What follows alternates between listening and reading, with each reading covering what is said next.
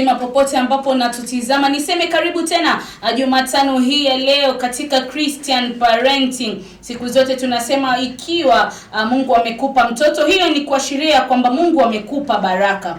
Vile vile tuko hapa kukusaidia. Je, baraka hiyo Mungu aliyokupa utailea katika njia gani ndio kusudi uhakikishe usiipoteze, ama hiyo baraka ambaye Mungu amekupa isije ikawa majuto. Maana maandiko anasema ya kwamba anakupa baraka isiyokuwa na majuto. Basi ndiposa tuko hapa ndani ya Christian Parenting kila Jumatano usiku saa 2:30 kukusaidia wewe mzazi ama wewe mwelekezi wa mtoto kuhakikisha ya kwa hiyo baraka ambayo Mungu amekupa hairudi kuwa kitu kingine kando na baraka. Basi naitwa Frida Moshigadi, niseme karibu tena ndani ya Christian Parenting Jumatano ya leo. Vile vile nikukumbusha kwamba nambari zangu za SMS ziko wazi, na rejelea ni za SMS peke yake, ziko wazi. Unitumie tu ujumbe mfupi, niambie je unatutizama ukiwa maeneo gani. Vile vile una tatizo la aina yoyote na mtoto wako ambayo unahitaji msaada kutoka hapa, na wewe utapata msaada katika njia iliyo safi kabisa. Basi nipeane fursa ya wageni wangu ndani ya studio zetu za Clarity TV wajitambulishe, alafu tuendelee kutoka hapo.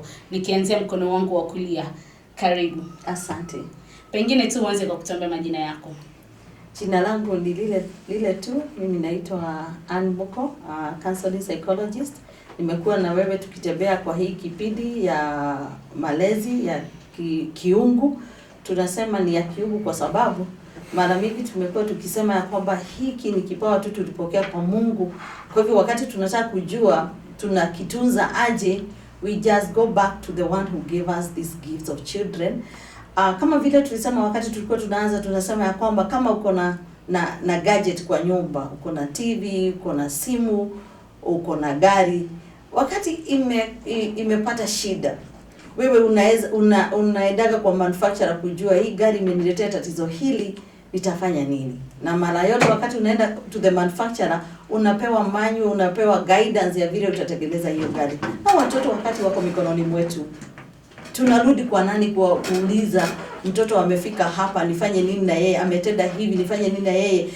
Ile la muhimu sana ni kurudi kwa manufacturer ambaye ndiye Mungu. Sasa tumekuwa tukiendelea na wewe katika hiki kipindi tukielimishana, na niseme ya kwamba hata siku ya leo nifurahie kuwa na wewe tukiendelea kujua ya zaidi tunaweza fanya aje na hiki kipawa ambao tumepewa na Mungu. Kwa hivyo siku ya leo nataka nikukaribisha, tuko na maada muhimu sana, na kabla sijaisema acha niruhusu mwenzangu naye ajitambulishe. Karibu. Asante. Kwa majina ni Daniel Kwaro. Namshukuru Mungu kwa nafasi kuwa mahali hapa tuweze kuyazungumzia mambo yanayohusu watoto wetu. Mimi pia ni mlezi wa watoto na nina passion ya watoto sana. Nahusika sana na mambo ya watoto, from child evangelism, mentorship na mambo mengine kama haya. Karibu, asante. Basi nikuregeshe tu nyuma kidogo, nikukumbushe Jumatano iliyopita tulikuwa tunaongelelea kuhusiana na nini. Nikakumbuka ya kwamba tulikuwa tunaongelea kuhusiana na kujenga ama building a healthy relationship between parents and children, yani kujenga mahusiano mema baina ya mtoto na mzazi wake. Tukawa tunakwambia ya kwamba kama ulikosa kipindi cha Jumatano iliyopita, nikawa nakwambia ya kwamba ndio kusudi ujenge mahusiano mema baina ya mtoto na mzazi. Kwanza, jambo la kwanza ni wewe mzazi uwepo. Manake bila uwepo wako huyo mtoto haezi kuwa katika njia nzuri. Kwa hivyo kitu cha muhimu zaidi ni kwamba wewe mzazi uwe hapo kila wakati ambapo mtoto wako anakuhitaji. Basi wewe ambaye ulipitwa na mada hiyo ama na hiyo episode, unaweza rudi katika YouTube yetu Clarity Television na utapata kipindi hiko kikiwa kikamilifu katika YouTube yetu. Basi siku ya leo Madam Ann, tuanzie hapo. Siku ya leo tutakuwa tunaongelea kuhusu nini? Siku ya leo tunaongelea kuhusu raising a resilient child. Kuleta ama kulea ama kutengeneza mtoto ambaye anaweza kustahimili challenges za maisha. Na unaweza niuliza ama you can ask yourself, why such a topic? Kwa nini sasa? Kwa nini imekuwa na uzito sahihi kudiscuss ama kuongelea kuhusu raising a resilient child? it is not lost to any one of us that nyakati zinaendelea zikibadilika sana. Unakuta ya kwamba when we are growing up, ama nyakati zetu, the sources of information, they were very limited. In fact, ingekuchukua muda sana kupata information ile unataka, ama ingekuchukua muda sana kupata uelezo wa aina yoyote ya kitu. Lakini unakuta ya kwamba the world that we are living in is changing day by day.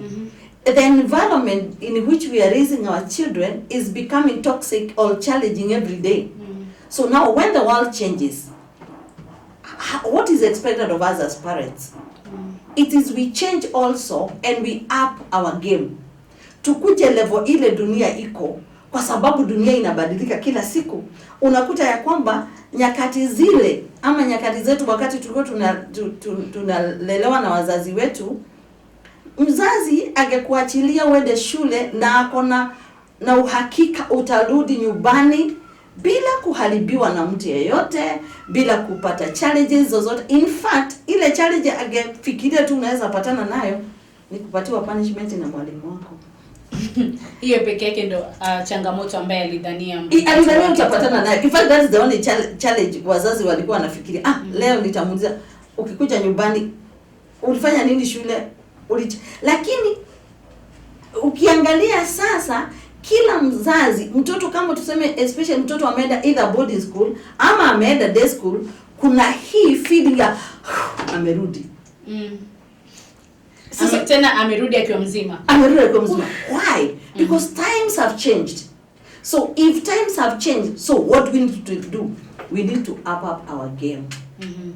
Ndipo basi leo tunakuelimisha wewe mzazi mwenzetu ya kuwa jamani, ni muhimu hakikishe wakati unalea mtoto wako, basi ndani yake umejenga ama kustahimili kwa huyo mtoto wakati anapitia changamoto, atazipitia katika njia gani.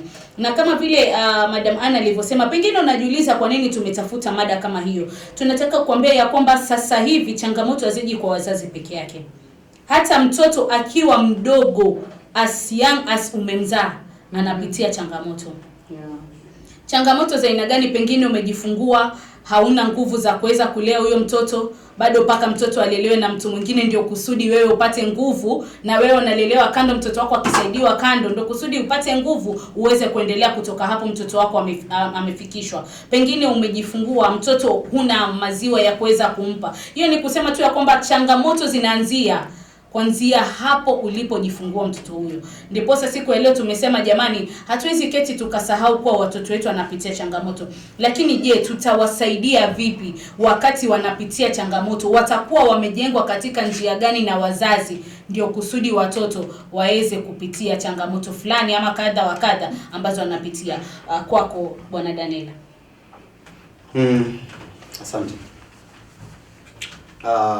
Kwa mada ya leo kuhusu jinsi tunaweza ama tutawalea watoto wetu katika hali ya kustahimili challenges. First, tunasema resilience is the ability to overcome or to bounce back after going through maybe some challenges or hardships of life. Lakini cha msingi kama vile madam amesema hapa ni kwamba ustahimilivu ama ule ustahimilivu wa mtoto ama nguvu za kustahimili mambo ya dunia ambayo anapitia kule shule ama kule nyumbani yanatokana na kitu cha kwanza kinaitwa relationship. Ile mwenzangu amesema relationship, uhusiano wa mzazi na mtoto wake. Jinsi mnavyohusiana, mahusiano yako wewe mzazi na mtoto wako, na ule wasia ambao tunaita na wasia nasaha unampa mtoto wako, ndio pia unampea kitu kama shocks ya kuweza kuobserve any shocks out there na mambo mengine ambayo ni mazito tunapatana nayo kule nje. So wewe kama mzazi, nilikuwa hapa wakati nilikuwa nafanya introduction ya kipindi kingine hapa kwamba nilisema hufika wakati unapolea mtoto, umemlea lakini amefikia kimo fulani. Sasa huyu mtoto si mtoto sana na ameanza kuelewa mambo tofauti. Msichana amefikisha labda miaka 12 hapo, ameanza kuyaona mambo mengine. licha na kwamba wewe ni mzazi, pia unakuwa rafiki. Unajua kuna wazazi ambao si rafiki za watoto wao. Wewe ni mama yake, lakini wewe si rafiki yake, kwa sababu kule nyumbani kuna, so unapokuwa mzazi pia kuwa rafiki, because as they say, a friend will love at all time, but a brother is born on for adversity. So a friend will tell you even the last secret. Mtoto unapokuwa anapitia hali ngumu kule nyuma ama kitu kama, in short, nataka kusema mahusiano yako na mtoto wako kutoka kiwango chake cha utotoni na kupanda kitampea mtoto wako nguvu za kustahimili some of these challenges za maisha. Basi pengine nikija kwako Madam Anne, tuombe tu kuna aina gani ambazo mtoto anaweza kujengwa na mzazi wake kusudi aweze kustahimili changamoto anazopitia? Asante sana kwa swali lako, lakini wacha nianzie mahali niseme ya kwamba building resilience sio ama kutengeneza mtoto aweze kustahimili challenge, si kitu unaweza chukulia juu. Meaning niweke aje ili uweze kuielewa zaidi. Niseme hivi, daktari wanatuambianga kama huu ugonjwa wako ungejulikana mapema, tungeweza kuuzuia. So when we are talking, lakini nakwambia, lakini sasa imejulikana too late, already kuna damages zimefanyika kwa mwili wako ama kwa organs zako. Lakini daktari unasikia akisema kama tungejua mapema. Sasa ndio maana nasema ku-raise a resilient child si kugojea a certain stage in life. In fact, inastahili kuanzia pale mtoto ameanza ile kutembea, kufikia kitu na kuongea. Unaona wakati mtoto anajaribu ku make the first steps, anaanguka, analia, that's a prime time ya kubuild mtoto ajue kuanguka ni sawa, lakini akianguka ataamuka na aendelee kujifundisha kutembea. So when you're talking about raising a resilient child, si kitu unagojea msichana ama kijana afike 12 years wakati atapatana na kijana amwambie ninakupenda ama aogope kupata mimba. Ni kitu unaanza wakati mtoto anaanza kufanya kitu akishindwa analia. Unaona ya kwamba wakati watoto wanaanza kubuild the blocks, tunasema wana build block, inaharibika, analia kwa sababu ameona effort yake haiku amount to something. It is a very opportune time for a parent to chip in. Akuja amwambie sasa mtoto, nani fulani hata ikiharibika tunaweza itengeneza tena. So you take the blocks again, you build something good and wow, kumbe hata ikiharibika ninaweza itengeneza tena. Sasa ndio maana tunasema kwamba ianze mapema kuonyesha mtoto that a problem can be fixed. Hiyo mtoto alikuwa ameona kama ni challenge kwa sababu block ile alikuwa anatengeneza imeharibika, umuonyeshe hapana, hata ikiharibika inaweza tengenezwa tena. Yani hiyo ni kusema kwamba mtoto ajue kuwa ndo block iharibike si kitu kigeni. Hapana, ni kitu hufanyika, lakini hata ikiharibika kuna njia ya kutokea. Na ndio maana na ukiangalia uone why are we having mental health issues with our children. Kitu hatukuwa nayo kwa sababu the challenges are coming and they are so overwhelming. Unaona mtoto anataka kucommit suicide kwa sababu alianguka mtihani. Ati mtoto alianguka class 8 mtihani, sasa the child has already condemned himself. Ameona the only way is to stop living. Why? When this child was growing up, hakuna mtu alikuwa amemwambia, pengine we are assuming, hakuna mtu alimuonyesha failure is just a stage in life. You can get out of the failure and proceed and make something out of that. Ama mtoto anaingia katika depression sababu ameona mtu ambaye huwa hamshindi leo alimshinda katika mtihani. Na hajui unaweza nishinda kwa subject fulani lakini nikushinda kwa hii. So what are we saying when we are talking about resilience? We are saying it starts from the small things. Wakati mtoto unaona when girls ukiangalia kwa mahali watoto wanachezea wasichana, si unakutaka wakijaribu kupika na wanapika matope. Ni matope wanapika, na unasikia wakisema yangu imeugua. That is an opportune time kuambia mtoto, huyo mtoto anajaribu kuimitate the mother. Unamwambia yes, chakula kuugua ni sawa, lakini unaweza pika hili. Na ni kwa mchezo yao, unatumia mchezo kuelimisha ya kwamba chakula inaweza ugua ukipika na ni yako, lakini unaweza pika ingine. Now you are building that lady, that girl, even when she grows up to be a mother or somebody who can be depended upon, ya kwamba kitu kinaweza haribikia mikononi mwako, lakini ukitegemea. Our God, the Father, our ideal parent, aliambia Jeremiah, enda, go to the potter's house, uone vile mimi mfanya, ninatengeneza a pot inaharibikia mikononi mwangu na ninaiumba tena. So teach the child that kitu kuharibika ama challenge kukuja, it is normal, but what is important is what do you do with that challenge? What do you do with that problem? Is it a setback or it's a stepping stone? Na ukiangalia Madam Frida, niseme hivi, it is, I say this with a lot of humility, nikisema ya kwamba there is no perfect person. Lakini ni kama era ile tuko, it's like we are having children that are not able, that are not having shock absorbers to hold or to take up challenges. Very true. Unaona kijana kwa sababu amekataliwa na msichana, ana decide kuwa huyo msichana na kujiua. One of the reasons that we are having all these scenarios, all these murders, it's because our children have not been able to handle challenges. That's why we wakati mwingine unaona Madam Anne ya kwamba tunaonyeshwa mara nyingi katika habari ya kwamba unakuta baba amekuwa na stress, anajiua, anaua watoto, anaua mkewe, alafu yeye mwenyewe anajimaliza wa mwisho. Yaani anaua familia nzima.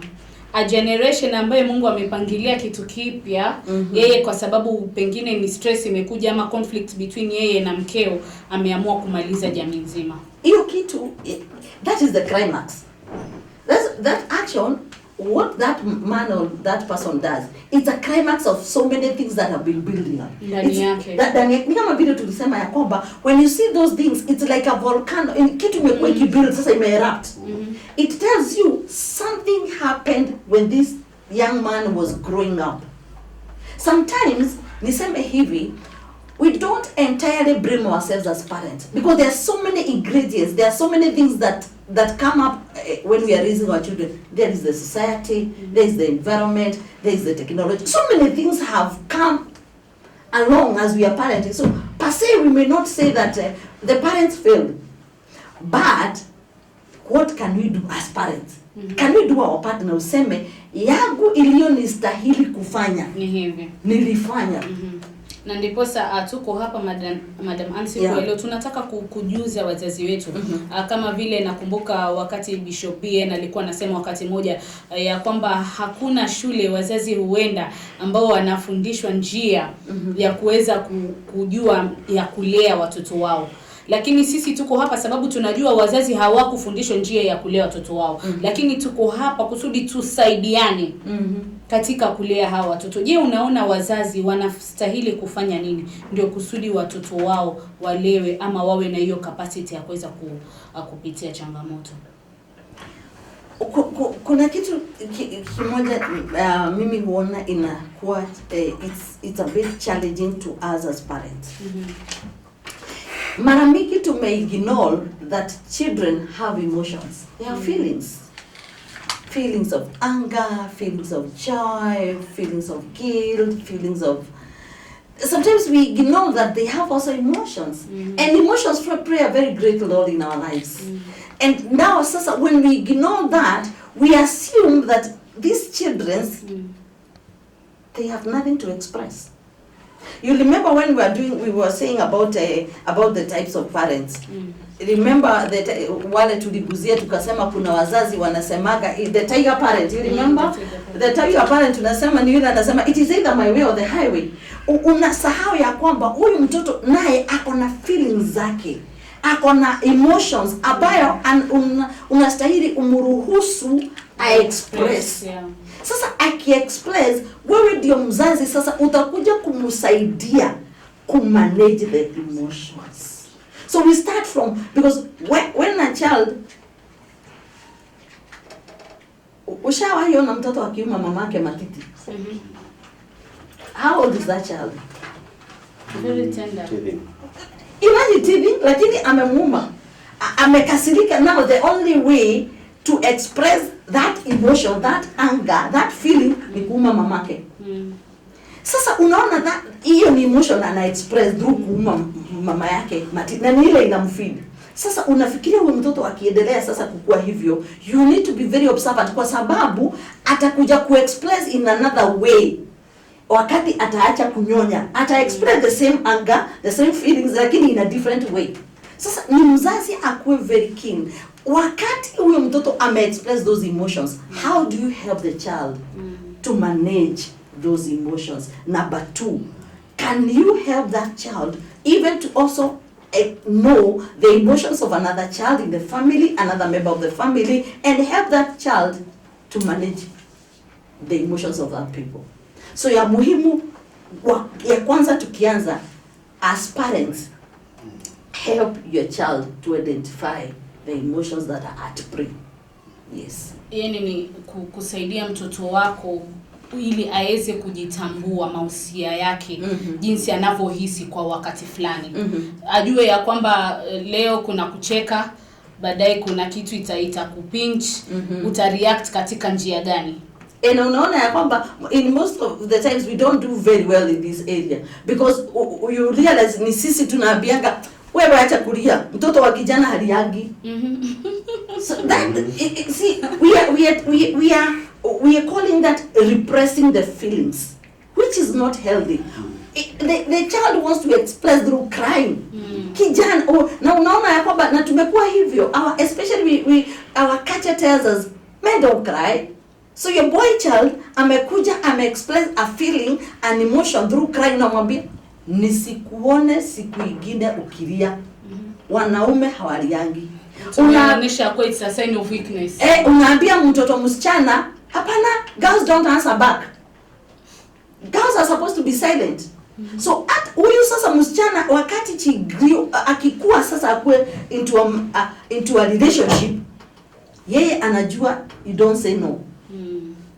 Hapana, aliambiwa na mama yake, girls are supposed to be obedient, they don't show anger, they don't say no. So akikutana na mtu yeyote amwambie this is the way, anafuata, kwa sababu hakuna mtu alimtengenezea, alimuonyesha a path ambayo as a girl you are entitled to your emotions, you are entitled to your feelings, and you are entitled to this. You can say no. My God, that is very bad. Kwako Bwana Rukwara. Najaribu kusikiza kwa makini sana, kwa sababu hata mimi nasoma. Amenogea sana upande huo, na pia kuna mambo ambayo kwa upande wetu pia tunaona ambazo challenges. Kuna kipindi, kuna advert ilikuwa inakuja kwa station fulani ya TV, unaona mama amekimbia, kijana wake anacheza football, lakini mama anaenda nyuma ya goal. Kijana akianguka anakimbia, anafanya nini? Na unajua kwa kama ni goalkeeper lazima akiudaka mpira lazima anguke, lakini mama yake yuko pale nyuma ku make sure my son is not hurt. Hata hampei muda wewe amke to dust off na aweze kuendelea na nini. Kwa hivyo sometimes as we support our children, wakati tuweze kuwasaidia kwa wastahimilivu katika mambo haya, ni vizuri saa nyingine those small problem we might try to help them, but there is some things that they can even solve by their own. Kuna mambo ambayo unamwangalia tu, mwingine niona ameanguka tu mahali, na ukiangalia sana mtoto akianguka akiwa peke yake, angalia one hakuna mtu around, hawezi lia.